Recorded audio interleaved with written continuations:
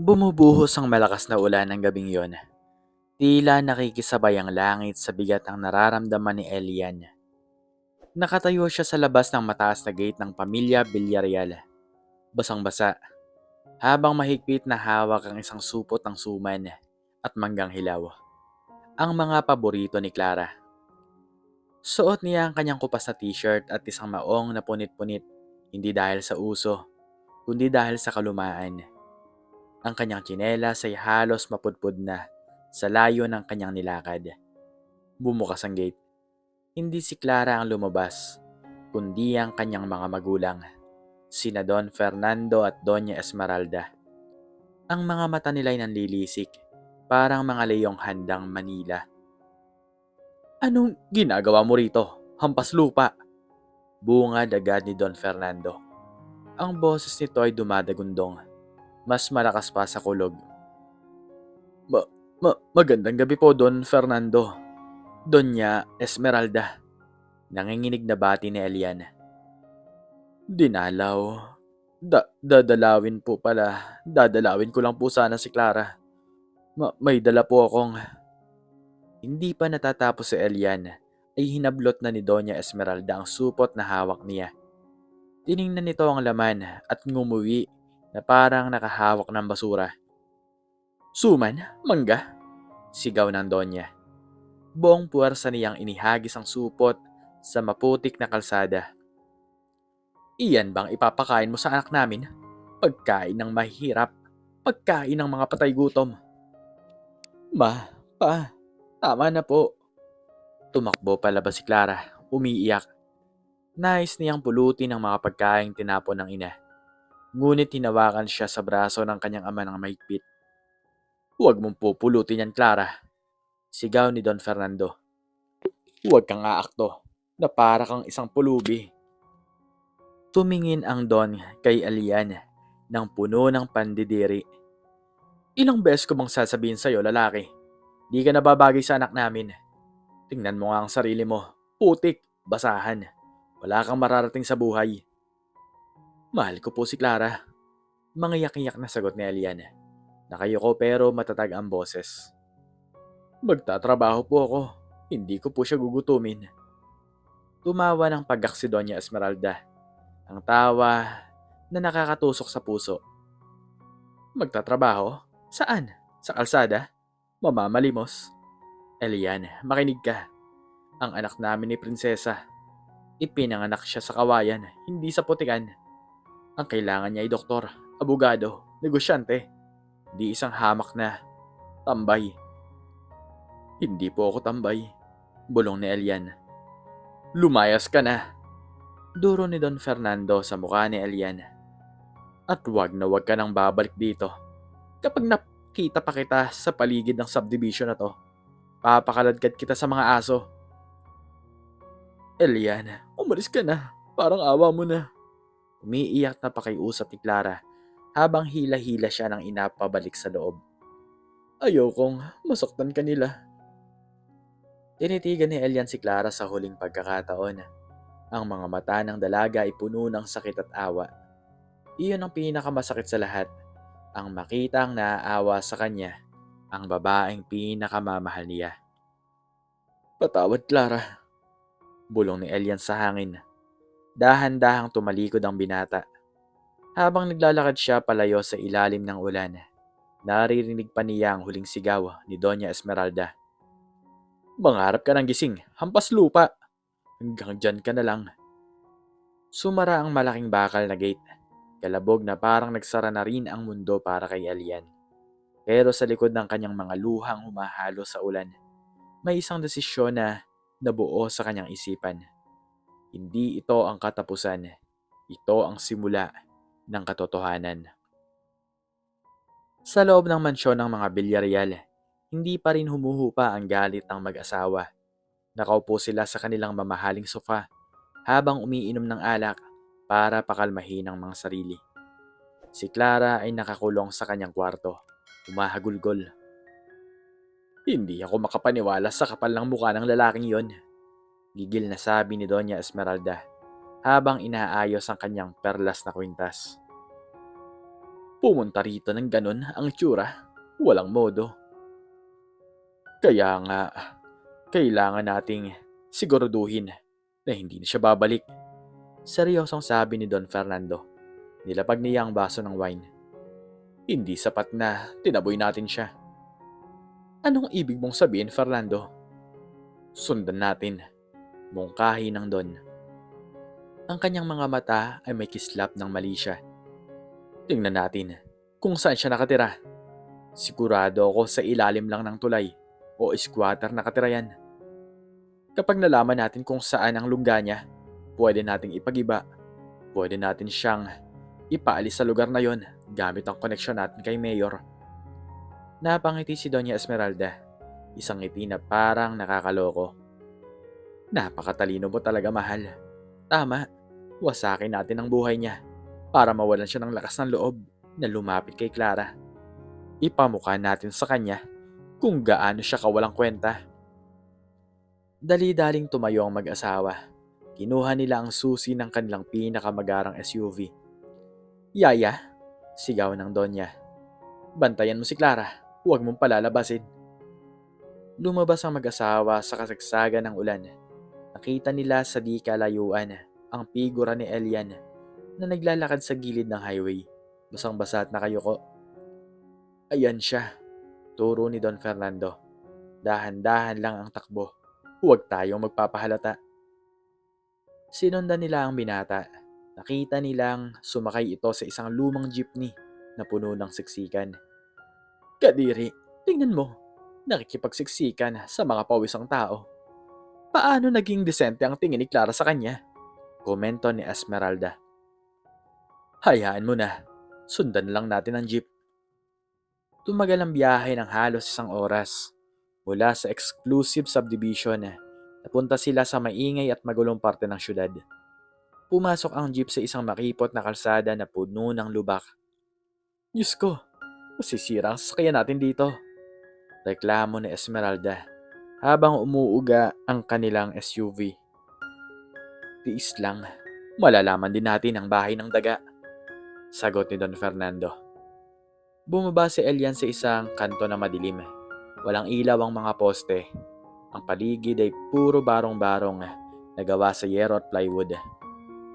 Sabi ko na nga ba, halakhak ni Don Fernando.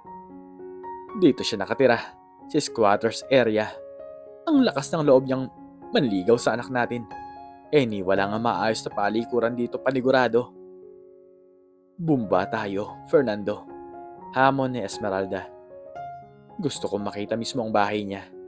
Gusto kong ipamukha sa kanya na alam natin kung saan siya pupulutin. Pumayag ang Don. Iniwan nilang sasakyan sa gilid at maingat na naglakad. Takot na madumihan ang kanilang mga mamahaling sapatos. Sinundan nila si Elian na pumasok sa isang masikip na eskinita. Nakita nilang kumatok si Elian sa isang maliit na pinto ng isang tagpi-tagping bahay. Bumukas ito at may lumabas na matandang lalaki na nakasandulang. Inabutan ni Elian ng pera ang matanda. Ayan, nakita mo yon? Bulong ni Esmeralda. Nagbabayad pa ata ng utang o upa.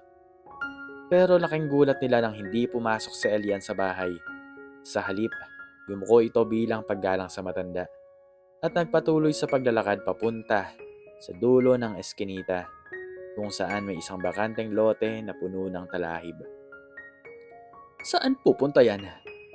Nagtatakang tanong ni Fernando. Wala nang bahay doon Gubat na yon. Baka doon siya natutulog sa damuhan. Natatawang sabi ni Esmeralda. Sinundan pa rin nila ito, pero paglampas nila sa masukal na talahiban, bigla silang napatigil. Nawala si Elian. Ang tanging nasa harap nila ay isang napakataas at napakahabang pader na gawa sa purong bato na may electric fence sa itaas. Sa gitna nito ay isang maliit at halos hindi mapansing bakal na gate na natatakpan ng mga baging. Saan siya nagsuot? Tanong ni Fernando, lumingalinga. Biglang bumukas ang maliit na gate.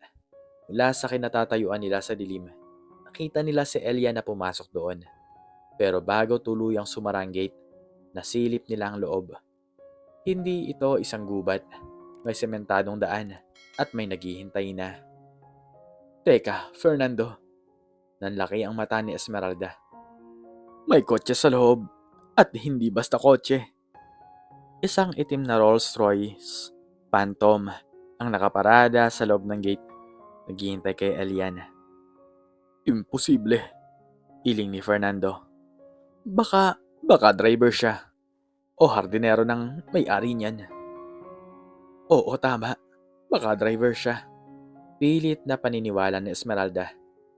Halika, pasukin natin. I-report natin siya sa amo niya. Sabihin natin na may basag, ulong, empleyado sila.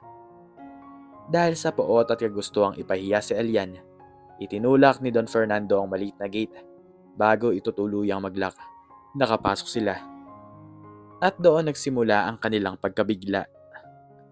Pagpasok nila, tila sila ay napunta sa ibang dimensyon. Ang maingay at mabahong squatters area sa labas ay napalitan ng tahimik at napakalawak na hardin. Ang daan ay gawa sa imported na bricks. Ang mga puno ay may mga ilaw na parang mga alitap-tap. Sa di kalayuan, nakita nilang sumakay si Elian sa likod ng Rolls-Royce. Hindi sa driver's seat.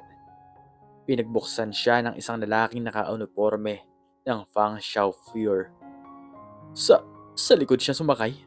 Bakit sa likod? Nauutal na sabi ni Fernando. Baka pinasabay lang siya ng amo. Nanginginig na sagot ni Esmeralda. Pero ang kaba sa dibdib niya ay nagsimulang lumaki. Sinundan nila ang takbo ng kotse na mabagal lang ang takbo dahil sa pribadong daan. Paglampas ng ilang metro, tumambad sa kanilang isang tanawin na nagpatigil sa kanilang paghinga. Sa gitna ng malawak na lupain ay nakatayo ang isang mansyon na triple ang laki sa bahay ng mga Villarreal. Ito ay modernong palasyo na gawa sa salamin at marmol. May fountain sa gitna na kasing laki ng swimming pool nila. May mga nakaparadang sports cars sa harap. Ferrari, Lamborghini at Bugatti. Diyos ko, bulong ni Esmeralda, napahawak sa kanyang bibig. Kaninong bahay ito? Mayor bang nakatira dito? Senador? Hindi ko alam, sagot ni Fernando. Pawis na pawis kahit malamig ang hangin. Pero, kailangan nating makausap ang may-ari. Kailangan nating sabihin na pumasok dito ang hampas lupang si Elian. Tumakbo sila papunta sa grand entrance. Inarang sila ng dalawang security guard na armado ng matataas na kalibreng baril. Sino kayo? Private property to. Sigaw ng gwardya. Huwag niyo kaming sigawan. Bawi ni Doña Esmeralda. Pilit na pinapalabas ang pagkamata pobre kahit nanginginig. Ako si Doña Esmeralda Villarreal. Kilala kami sa lipunan. Nahabol namin ang isang magnanakaw na pumasok dito. Yung lalaking dugyot na sumakay sa kotse kanina. Nagkatinginan ng mga gwardya. Biglang nagbago ang ekspresyon nila mula sa galit patungo sa pagkalito. Sinasabi niyo po ba na si Sir Elian ang tinutukoy niyo? Sir? Sigaw ni Fernando. Anong sir? Yung basahan ng suot, yung mukhang pulubi. Nasaan ang amo niyo? Gusto ko siyang makausap. Sa pagkakataong yon, bumukas ang higanteng pinto ng mansyon. Lumabas ang isang matandang lalaki na nakasuot ng formal na butler's suit. Ito ay si Mang Carding, ang kaninang inakala nilang kapitbahay ni Elian sa squatters area, pero ngayon ay disente at kagalang-galang ang bihis.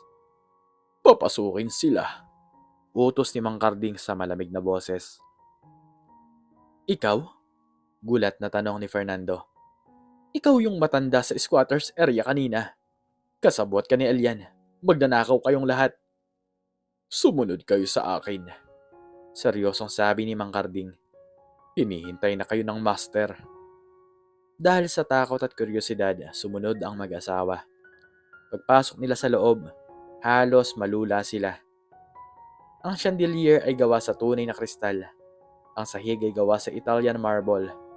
Ang mga painting sa pader ay mga original na gawa ng mga national artist. Ang mansyon ng mga Villarreal na ipinagmamalaki nila ay mukhang kwarto ng katulong kumpara sa karangyaan ng lugar na to. Dinala sila sa isang malawak na sala. Nakatalikod ang isang lalaki na nakatingin sa malaking bintana. Hawak ang isang baso ng mamahaling whisky. Suot na nito ngayon ang isang silk robe na halatang napakamahal. "Nasaan ang amo mo?" Sigaw ni Don Fernando sa lalaking nakatalikod. "Hoy, sabihin mo sa amo mo, may nakapasok na hampas lupa dito. Si Elian." Dahan-dahang humarap ang lalaki. Napanganga ang mag-asawa. Nanlaki ang kanilang mga mata na parang luwana. Nalaglag ang panga ni Doña Esmeralda. Ang lalaking nakaharap sa kanila ay walang iba kundi si Elian. Pero hindi na ito ang Elian na gusgusin. Malinis na ito, maaliwalas ang muka, at ang aura niya ay punong-puno ng kapangyarihan at otoridad. "Magandang gabi, Don Fernando, Doña Esmeralda." Bati ni Elian sa malalim at seryosong boses. Wala na ang panginginig, wala na ang takot. "Welcome sa Hacienda Montecillo." Katahimikan, nakakabinging katahimikan ang bumalot sa buong sala. Elian?" Nauutal na tanong ni Doña Esmeralda. Paano? Ikaw? Ikaw ang may-ari nito?" Umupo si Elian sa kanyang tronong likong upuan at sumenyas na umupo rin sila. Pero nanatiling nakatayo at nanginginig ang mag-asawa. "Ako nga," simpleng sagot ni Elian. "Ako si Elian Montecillo, ang nagmamay-ari ng Montecillo Group of Companies, ang may-ari ng lupang kinatitirikan ng subdivision nyo, ang may-ari ng bangko kung saan kayo may utang." Parang binuhusan ng malamig na tubig si Don Fernando. Montecillo? Ang bilyonaryong pamilya mula sa Davao, pero bakit? Bakit ka nagdadamit ng ganyan? Bakit ka nagpapanggap na mahirap? Tumayo si Elian at lumapit sa kanila. Sa bawat hakbang niya, umaatras ang mag-asawa. "Dahil naghahanap ako ng totoo," madiing sabi ni Elian. Ang kanyang mga mata ay may halong lungkot at galit. "Sa mundo ko, lahat ng lumalapit sa akin ay pera lang ang habol. Lahat ng kaibigan peke, lahat ng babae, apelyido ko lang ang gusto." Tumingin siya sa malayo. Naaalala si Clara.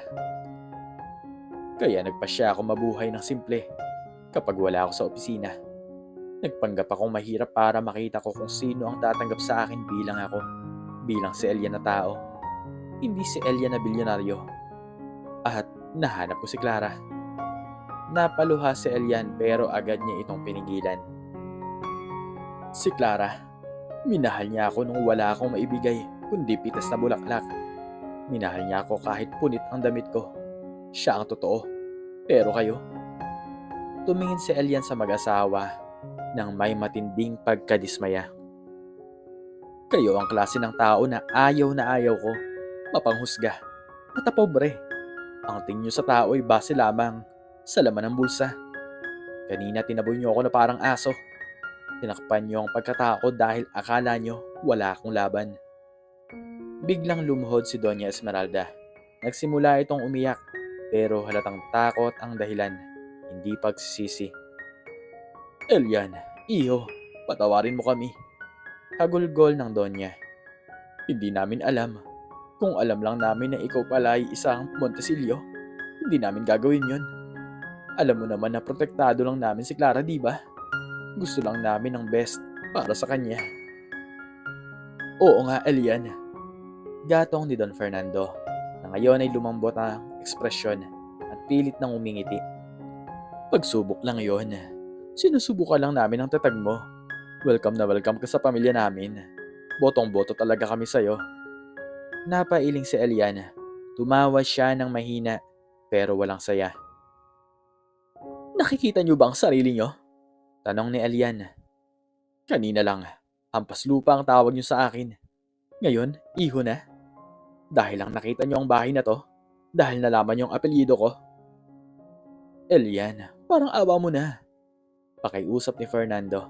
Nanginginig ang tuhod dahil naisip niya ang utang ng kumpanya niya sa bangko ng mga Montesilio. Huwag mo masamain. Pamilya tayo dito. Hindi. Matigas na sagot ni Elian. Hindi tayo pamilya. At hindi ko gugustuhin maging kapamilya. Ang mga tulad nyo na kayang manakit ng kapwa dahil lang sa itsura.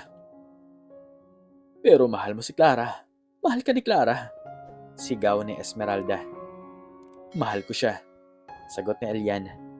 Pero hindi ko kayang sikmurain ang ugali nyo. Aalis na ako sa buhay nyo. Gaya ng gusto nyo kanina. Pero bago yun, may huli akong regalo sa inyo. May inabot na envelope si Mang Carding kay Elian. Inihagis ni Elian ang envelope sa paanan ng mag-asawa. Ano to? Tanong ni Fernando habang pinupulot ang envelope. Ang pagsasara ng bahay nyo at ang bankruptcy filing ng kumpanya nyo. Malamig na sabi ni Elian. Matagal na kayong baon sa utang sa bangko ko. Pinagbibigyan ko kayo noon dahil magulang kayo ni Clara. Pero ngayon, nakita ko ang tunin niyong kulay. Wala na akong dahilan para tulungan pa kayo. Huwag, parang awa mo na. Saan kami pupulutin? Sigaw ni Esmeralda. Halos humalik sa sahig. Gaya ng sabi niyo sa akin kanina. Tinitigan sila ni Elian mata sa mata. Mangarap kayo ng gising. Lumayas kayo sa pamamahay ko. Ilang araw ang lumipas, naging laman ng balita ang pagbagsak ng pamilya Villarreal. Kinuha ng bangko ang kanilang mansyon at mga sasakyan. Wala silang nagawa kundi lumipat sa isang maliit na apartment sa probinsya. Ngunit hindi natapos doon ang kwento. Isang hapon, habang nag-aayos ng gamit si Clara sa kanilang maliit na inuupahan, may humintong pamilyar na sasakyan sa tapat. Isang itim na Rolls Royce. Bumaba si Elian, disente, guwapo, pero malungkot ang mga mata. Lumabas si Clara, namayat ito at mugto ang mga mata, pero nandoon pa rin ang ganda.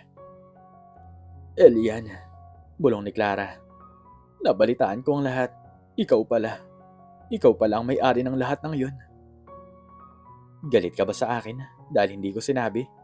Tanong ni Elian. Umiling si Clara at lumapit sa kanya. Hinawakan niya ang kamay ng binata. Hindi. Naintindihan ko kung bakit mo ginawa. At nahihiya ako sa ginawa ng mga magulang ko sa'yo. Wala kang kasalanan, Clara. Sabi ni Elian. Hinahaplos ang pisngi ng dalaga. Ikaw lang ang bukod tanging tumanggap sa akin nung wala ako. Mula sa loob ng apartment, sumilip sina Don Fernando at Doña Esmeralda. Gusto nilang lumabas at magmakaawa. Pero sa unang pagkakataon, nakaramdam sila ng hiya. Nakita nila kung paano tingnan ni Elian si Clara. Puno ng pagmamahal at respeto. Bagay na hindi nabibili ng pera. Nandito ako para sa iyo, Clara.